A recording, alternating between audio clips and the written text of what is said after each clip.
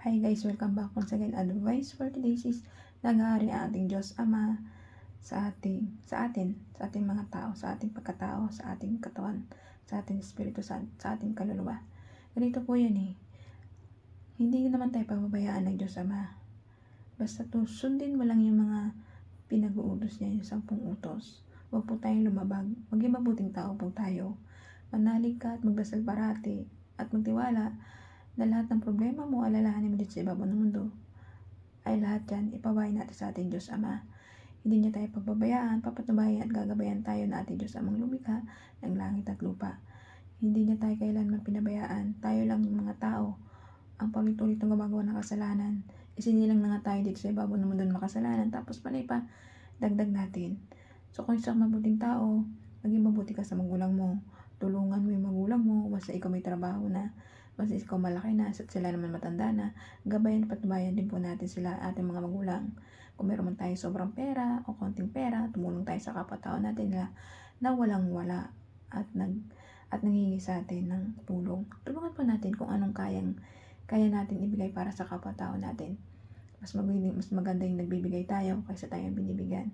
Kasi mas maganda yung pagpapala ang ibibigay sa atin natin Diyos Ama kapag mas lalong tayong nagbibigay, isa tayo ang binibigyan at lalong-lalo na nagiging mapagmahal ka at respeto sa kapwa mo at sa magulang mo at lalong-lalo na pinapriority mo sa buhay ang ating Diyos Amang buhay na nasa langit. Huwag mo natin kakalimutan ang ating Diyos Amang buhay na nasa langit na dapat siyang ating first priority.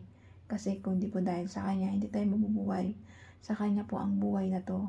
Kaya tayo humihinga dahil po sa Kanya.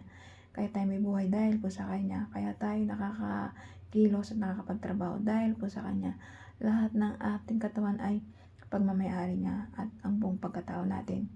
Kaya bilang isang tao, dito sa ibabaw ng mundo, gampanan po natin ang pagiging mabuting tao para matuwa po sa atin ang ating Diyos Ama. Magsisi na po tayo sa lahat ng mga kasalanan gawa natin at patatagin po natin pananalig natin para sa ating Diyos ang buhay na nasa langit kasama ng Diyos Anak na si Jesus Christ na ating tagapagligtas at Diyos Espiritu Santo. Ang Diyos Espiritu Santo po kasi ating gumagabay sa pang-araw-araw nating buhay at ang ating Diyos Anak na siyang tagapagligtas ng ating mga kasalanan. Basta ikaw magsisi sa iyong mga kasalanan, yayakapin ka ng ating Diyos Ama at tatanggapin ka niya sa kanyang kaharian at sa kanyang paraiso. Magsisikat gumawa ka ng mga kasalanan. Pagsisihan mo yung mga kasalanan mo at magbalik loob sa ating Diyos Amang buhay na nasa langit, na siyang nagpo-provide lahat ng pangangailangan natin dito at sumusolusyon sa mga problema natin. Financially man, marami ka man alalahanin, depression, lahat mga problema natin, ibigay lang natin sa ating Diyos Ama, tsak-tsak ang ating kagalingan at kasiyahan. Lahat yan mapapawi kasi siya ang magagawa ng solusyon.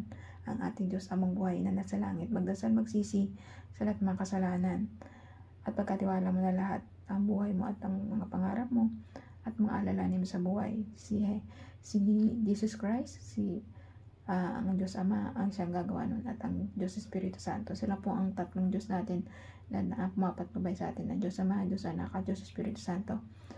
Maging patatagin mo ng pananalig mo sa ating Diyos Ama, lumikha ng langit at lupa. Kaya hanggang dito na lang po ang aking advice. Ingat po tayong lahat and God bless.